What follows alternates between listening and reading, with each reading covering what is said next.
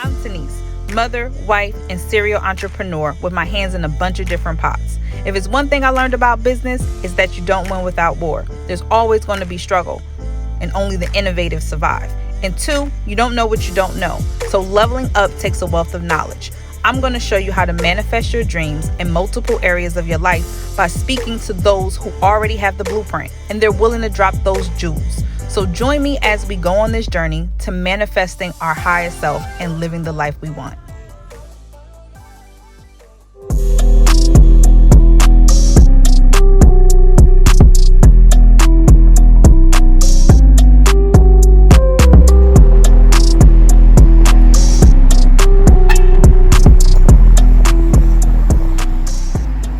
So it's definitely interesting working with family. Of course, there are highs and lows of everything. And so we do hire outside team members to work with us because we can't do everything ourselves. Right. We have a small family up here. We're like the only family that's in Michigan, really. The rest of our family is in Mississippi, is in Ohio, is in Atlanta. So it's just us, and we can't do everything off just 4 people. It's impossible to do what we do off of 4 people. We even tried, it's just too much. So it's definitely different and interesting, but everybody has their own role. So like my sister is quiet. She's working in the back right now. She don't want to be on camera. She just wants to do what she had to do and then go. She don't want to talk. So I'm the person who usually talks to people. I do interviews and talk and organize and do that kind of stuff. My mom does paperwork and works in the back and creates recipes. So we all have a lane. Now we will butt heads, definitely, because we're all passionate in our own ways about what we feel. But for the most part, when it's ready to get some things done, we get things done. And it's a blessing because my sister and I work very well together. A lot of siblings do not work well together. We work very well. People are always like, y'all work really good together. Wherever I'm weak, she makes up for. Whatever I'm weak, she makes up for. It's like this great balance of sisterhood. And I'm not a cook. Right. I don't proclaim to be. I don't ice a cake. I mean, I will ice cakes and bake pies if I have to, but it's not my forte. Right. So we both have things where we shine. So it makes it easy for us to work together. Okay. But it's not always. I mean, we do get in arguments. Sometimes it does get tense because that's all part of it. But I think it's because we're all passionate about what we want to do and where we want to see this business go. Right. So tell me about then your staffing then. How do you, because since it's so family knit, and I'm sure that it's so important and dear to your heart because you guys have been working this thing for years and years and years. You must be very selective about the people that you allow into your space because they got to be in line with the vision and what you guys have set for your business. Right.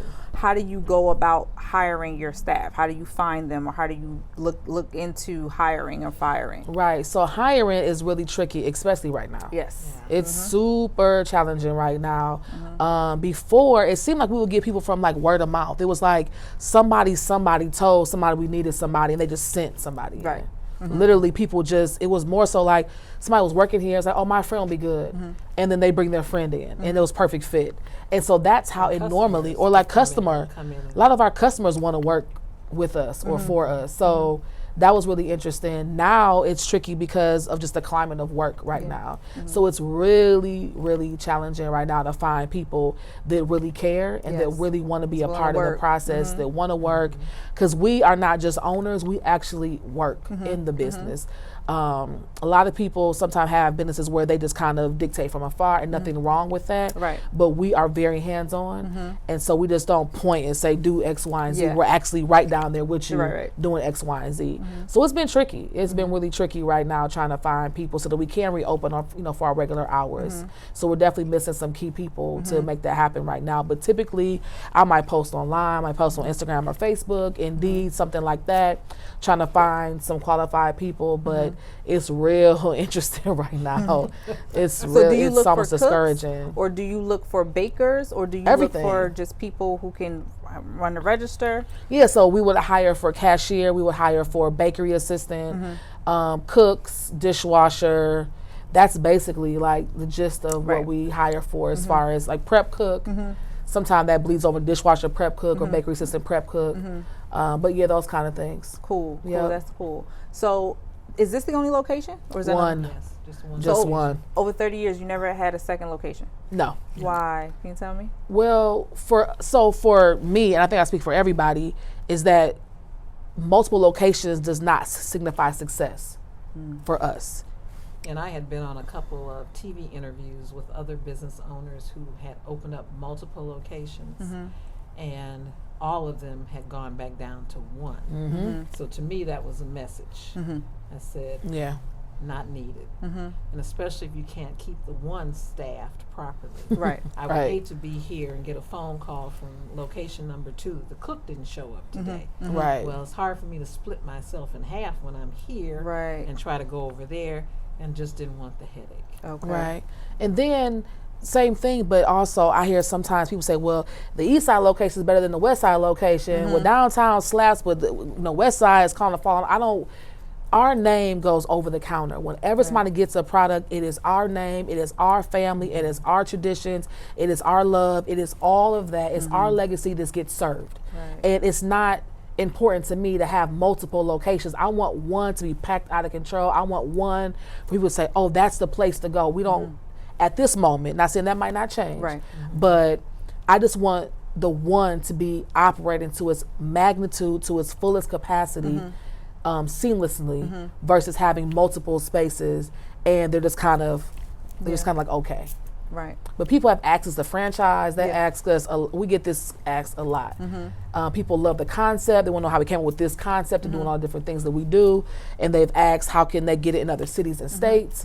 So it's definitely something that's on the table, but it's just not something we've really fully entertained. Right. Yeah. I like what you said though, because I've talked to a lot of different entrepreneurs all the time, and when I ask about like multiple locations, because in my mind, like if you're doing so well, why not open up a second location or a third location? And you just really hit it on the nail. Like it doesn't always equate to success. Yeah. Just because you have more than one like brick and mortar, that all that means is more bills, more expenses, more responsibility. But it may not mean that your quality is stretching from both locations. Exactly. And I think you have to. We're adamant about our quality. Right. You know? And I see that. And I see that. another thing, a lot of people feel that when you start getting too big, you know, oh, the quality is going to go down. It's not going to be the same, you know, because we have all the time people come in and say, these pies taste just like my grandmother's pies or just like my big mama's pies. And I walk in here and it's just, it just reminds me of my grandmother's kitchen. So we don't want to lose that. Yes. And then your why is very important. So what's your why? Right. Is your why just to make money? So if that's the case, maybe you might multiply yourself several times. Nothing wrong with that. Right. You have to ask yourself, what is your why? Yeah. And if your why is quality, tradition, mama, family, your auntie, mama, sister's brother, cousin house, I want you to feel like that in here, not like a sterile environment. I want you to come into some place that feels like home. Right. And if this is what we got this place feeling like, if I'm not able to replicate that somewhere else to this capacity, I don't want to have to do it. I hear that. That's great. That's great, because a lot of people will do it just for the money, because it's an opportunity. If somebody walked in and said, hey, I'm going to give you X amount of dollars, open up a franchise, a lot of people would have jumped at that opportunity by now. But because you guys are so set on just tradition and quality and legacy, I can see where that's the heart of it, and that's what's so great about it. I love that. So you guys have art. You have some really, really nice art pieces. Like I've never seen anything so beautiful and vibrant in here. That piece right there with the holes, I told her when I first walked in, the cotton and the slavery and just the it looks like a mat. I love that. I absolutely love. So and I know you mentioned that you are really an art, like you're selective about your art and your pieces and stuff like that, but how do you know like what to bring in here? What inspires you to? That's a good question. I don't know. I guess when I'm moved by something, when I see something and I'm moved by it, and I think that people need to see it. Yes. So we were doing dining and service, and people come like, "Oh my God, Nipsey Hussle! Like he meant something to us, right?" And so I'm teaching without having to tell you. So you see yourself, and then you start off with a lot of Nina Simone, because I love Nina Simone. Yes. But then some people that are younger were like, "Who is that?" Yeah. So they didn't resonate with Nina Simone. Yeah. So I have to educate. Yep. But when I had Nipsey on the wall, it's they know. Yeah. So I want to speak to every generation that comes in here, because they see something and they feel like that's me, right, or they understand it. Right. So it's a teachable moment on a lot of different ways. Yeah, I get that. And it's us. Yeah. This is art is us. And I want people to see themselves on the wall. Black people are on walls. Black Yes. people are important. I want you to see us erected on walls. And so I just kind of go after what makes sense to me. When little girls come in and say, Mommy, I'm a ballerina, they see themselves. Yes. Actually at their level. It's Yeah. there. It's like at their level so they can see themselves. So it's all intentional but almost unintentional. Like I do it because it's how I feel and Yeah. it ends up resonating farther than what I even thought. I get that. And that makes perfect sense because, like you said, a younger person who sees Nipsey Hussle now, they're willing to listen to you because they're like, oh, you know who Nipsey is, so now Right. you're relatable. Otherwise, they think you're somebody, oh, you don't know nothing. Like, oh, you know, Nina that type Simone, of she thing. old, she bad. It's like, right. I love Nina, but you Right. may not know who that is. Right. But now you see Nip on the wall, it's like, wait, you see Basquiat, you see other people like, okay, I see Yeah. what's going on. Yeah. So then they're open to see Yeah. themselves. And The now culture. now this place relates to everybody, not just Yeah. one person. Yeah, Yeah. I got chills just like kind of sitting here because it's so much Black pride, so Oh, much yeah. Black culture, and you do not see this in a lot of businesses. What I find, and what I have to be honest and say I've done this myself. Sometimes you want to dumb down your culture or your history I was getting because you ready to want to say get the that. business. They want- So Yeah. sometimes you don't even want to be the face of the business. You'll let somebody else go and introduce themselves or be the one to kind of greet people because you don't want to know. You don't want people to know it's a Black owner, somebody that's Black that owns the space. And But that you guys happens. are all about Black. You know, Oh, all yeah. about culture, and and you still got your business. You know what I'm saying? And So it that wasn't just even shows- really on part. People say like, how you come up with this concept? It just kind of like, Evolved. really, it was. It's literally me, my mom, my dad, and my sister. This is us. Yeah. And it's just us out. And I love it. I love to be able to be an owner of a place where I can be unapologetically Black all the time. right. I don't have to apologize for it. I don't have to get you to like it. You come here if you want to. I got some people come and say, oh, if you franchise, take the art off the wall and do this make and then it and don't clean sell and all clothes that. and do that. And I'm like, and sometimes be offended by that. Yeah. And my mom will kind of get at people sometimes like, wait a second, that's not what we're doing. But you don't get it. You literally don't get it. It's so much bigger than that. It's just Right. it's so much more than what people see. And so to be able to put the art up that I want on the wall because it's our spot and I can do that and I don't have to get it approved or whatever or right, it's right. too Black or whatever. People come in here and take photos up against the pictures and post it on Instagram. That says something. Yeah. They could be somewhere they can where they see themselves. That's dope. Yeah. Where you can just be yourself. Right. So how are you guys able to maneuver through the pandemic?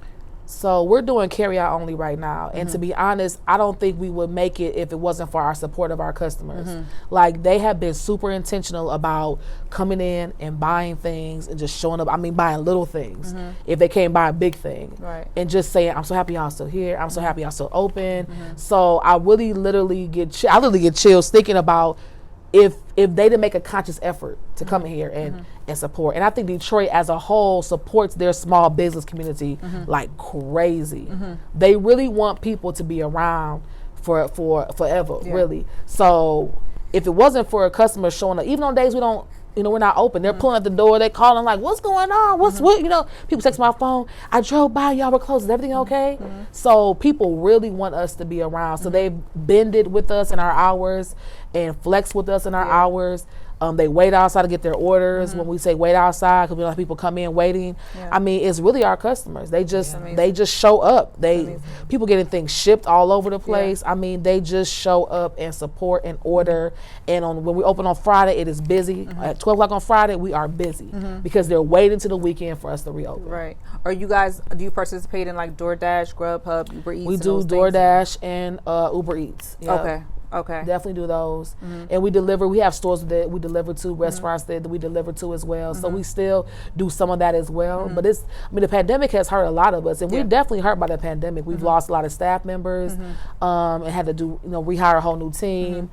We've cut our hours, of course. But I feel that during this time, instead of pivoting, we had to pause. We are people before a product. And we don't take care of ourselves first, then we are nothing. Right. And so it really taught us to have to pause and sit and to reflect and to just understand what we want to do as a business instead of just push. Yeah.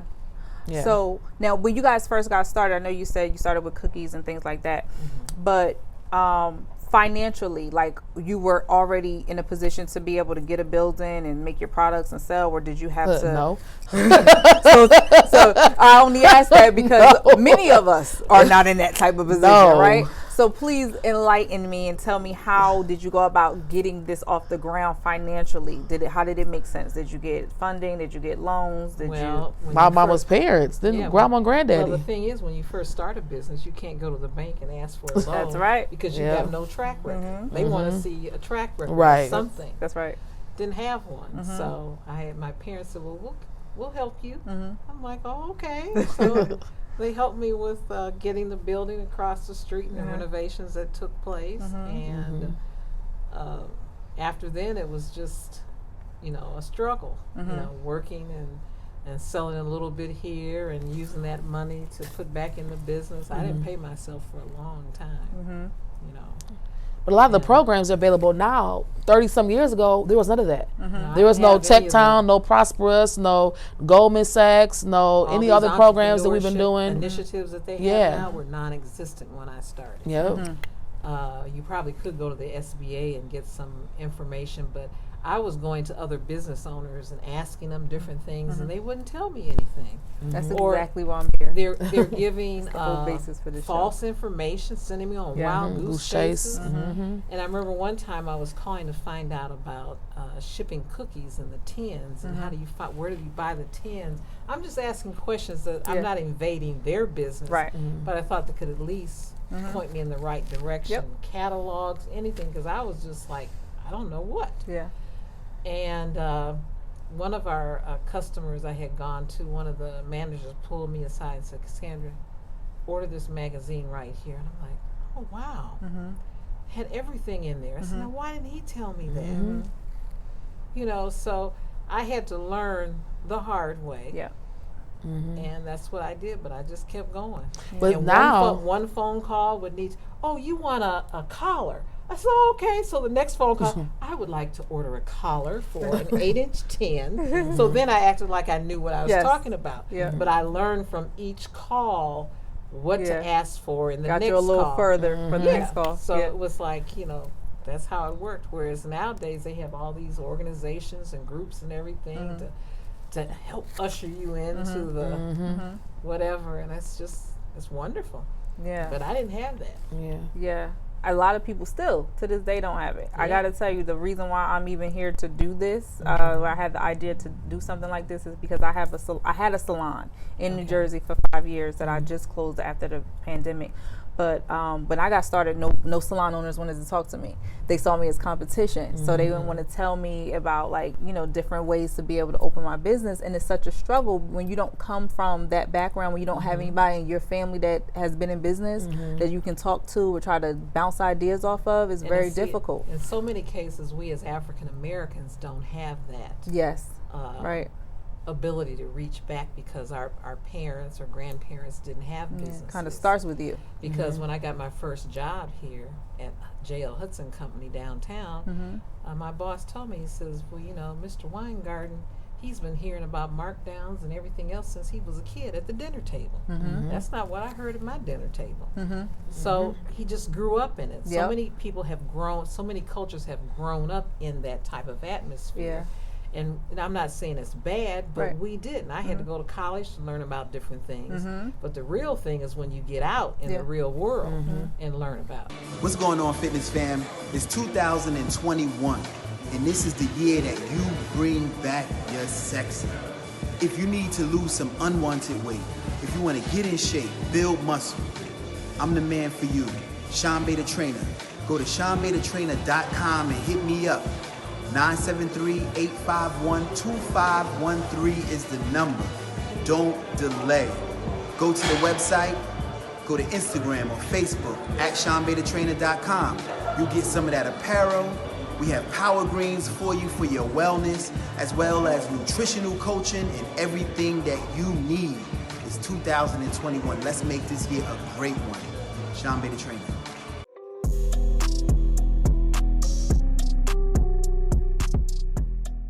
It's nothing but the grace of God. God, that's right. Oh my So- gosh, Yeah. That's facts. and Yeah. the Lord is something else. It is. I said It he's a PR man. Yep. He's a businessman. He's a real estate agent. And it's right when we need like a boost or something. Yeah. I get a phone call like, "Hey, SB, this is somebody for Channel 2. Do you want?" I'm like, Thank you. You did it again. Like, all the time. like, oh, somebody from New York Times. I'm like, New York Times? Oh my God. Like, I don't even know how it happened. It's like people always asking like, oh, you must have a good, I'm like, I don't even understand. Like, No, Yeah. we don't seek it out. Yeah. it comes to us. We just kind of do the work. Yeah. And the work speaks for itself. That's a blessing. You guys are definitely covered. I can definitely feel that here and see that here. And just, I think the fact, the way you guys give back, the way you pay homage, the way you, like everything about you, your mission and your the foundation of your business. I think that's what's great. So many people are just trying to duplicate other things, or they're trying to get money fast, and they leave God out of the process. Yeah. They think that, oh, I can do it. They have so much ego. Their ego is so big, and their pride is so big You that know they what think ego, it's them. ego means? What? Edging God out. Oh, That's what ego means. talk about it. And I they did don't not know that. understand that God is the one that gives you the ability to do what you All do. things. All things. He's the one that gives it to you. Yes. So- Oh my God! Don't listen. Don't get Yeah. me started. We're going to have church. Up Yeah, here. but this, I'm totally down with church. Okay, I love church. I do too. I'm missing church. right.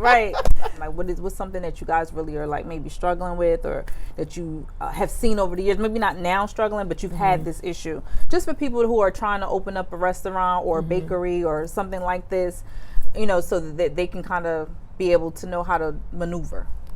Well, I think something for me is scaling. And for somebody that's new, they're not thinking about scaling right now. But for me, it's scaling. And just knowing we've been doing this for so long, I want the next thing for us. Like, Yeah. what is that next level? And building that team to get us to that next level. Because we don't know everything. Yeah. We don't have all the answers. And so it's important to hire where you're weak. Yeah. Or seek where you're weak. Yep. So who can help us get to what that next level looks like, so we can actually do other things and then get people in here that will manage and can see the Yeah. other visions through. So Yeah. I think that is for me one In of my those mind, things. I wanted to ask, like, why are you guys not in grocery stores or? So like, we the are in products? some. Oh, you are. So we're in Whole Foods. Really? Yeah. Well, we're Whole Foods Midtown, which is downtown Detroit. Okay. We are able to go into other Whole Foods, but it's really staff. It's really building the team to be able to produce how we need to produce in order to fulfill all those other locations. Gotcha. People all over the country ask us about, what about New Jersey Whole Food? What about Florida? What about California? We get asked these questions all the time. But it's really having the staff so that we can, the manpower to get all these things together. Right now, my sister cracks every egg, measures all the sugar, measures all the nutmeg, peels all the potatoes. Her and my mother, we can't do it from 2-3 people. Yeah. It's literally impossible. So that's something, is just really finding people with the same vision Yeah. as you, and that want to be a part of the Yeah. legacy Yeah. and want to be a part of the process. That's huge, because right now everybody wants to be their own business owner. Yep. And owning a business is not for everybody. Some people are key people to help you get your dream off the ground. Right. Everybody does not have to own a business. That's right. It's not for everybody. Everybody don't have it. And I think people should not be shamed into having their own business. I know a lot during this time was like, if you don't come out this pandemic without having your own Yeah. business, no, that is false. Right. You need people to work for you. Yeah. We all can't own a business. That's right. Then you have no staff. So anyway, I can go on a tangent about that. Whew. But for me, it's scaling. Yeah. I think for some people, it's really, I think we should be benchmarking more. Right. And to be looking at what you want to do and look at the market instead of just open up, oh, I make cookies, I should open up a business now. That may not be the answer. So I think it's really doing some research and understanding what you're trying to fulfill. What is a pain point Yeah. you are trying to fulfill for people, and see how you can go there. You can go from there. And then a lot of people have business incubator programs now to help you flesh these ideas out to make sure that you're going in the right direction. I'll definitely suggest things like that. Okay. Because even us, we still do that incubator programs. I still be a part of things just to make sure I'm on track with what's new and Yeah. what's popping. And yeah. I haven't seen things like that in Jersey, or heard of like incubator programs in Jersey. So I don't know if that's just a Detroit thing, or if it's just I'm just not Detroit seeing is it. on fire Yeah. with business support programs. That's great. I have not seen the way Detroit wraps themselves around business programs any other place. Yeah. Like, people always inbox me like, what do you know in my city? I don't even know who does it like we do it here. Yeah. I mean, there are groups, associations, whole tech town buildings for business incubator programs That's for great, though. entrepreneurship. That's There's amazing. business hours. There's all these different things to help people take their business to the next level at any Awesome. stage of the game. Awesome. Yeah. So, advice. Any advice? I know you guys have given so much good information, but any advice, any more that you may have for aspiring business owners, somebody coming up, you know, behind you guys, just getting started? Anything that you want to share to, like, what's a takeaway that you gotta have? I'm gonna start with you, Mom, because you've been in the game. You're an OG, triple OG, triple OG. Please tell me, like, what's something that you've learned throughout the years that you would tell just a young person coming up about business and that they need to have in place, or they need to be done? Well, for starters, whatever it is has to be your passion. Mm-hmm. If you're expecting to get rich next week, then you need to quit right now. Mm-hmm. It's something you have to be in for the long haul. Mm-hmm. And if you're not, it's not going to work. And God has to be in the equation. Amen. So that's my That's your advice. takeaway. Yep. Your advice. And whatever it is you're trying to do, you need to be aware of who your competition is, and looking for things that there's no one else doing. Is probably one of the better things to do. Yes. The niche. And a niche, and just go for it. Yes. Don't be scared. Yep. Do it scared. Never. That's what I say. Yeah. Do it scared. Do it scared. Yep. Be Do it scared, but do anyway. it scared. Yep. And SP. I would just probably say passion over profit. Start there. So if you're passionate over something, then do that, and profit will come. And don't let your passion be your leading force, basically. Amazing. Amazing. Well, I really thank you guys. You have been. I didn't expect what I got today. You know, I was just coming to talk to y'all about your sweet potatoes and your desserts and things like that. But you guys really touched me. Just the aesthetics here, everything about this place really just feels like culture. It feels like history to me, and I can definitely relate to a lot of this stuff. So I appreciate you. I appreciate you for what you bring to the culture. You know, for you keeping it going for so long in spite of the obstacles and the reasons why you could have ended. I appreciate you continuing on for young people like me who are, you know, coming up and trying to do their business. And sometimes we get discouraged too, all the time. Many times I want to quit or stop, or I say, you know, it's not worth it. But just to see somebody who's been in the game this long, who's had this much skin in the game, and is still thriving and going, just really motivates me to just keep going. Like, if it's nothing that we can't do. So I appreciate you. I appreciate you, and I salute both of you guys, and thank you so much.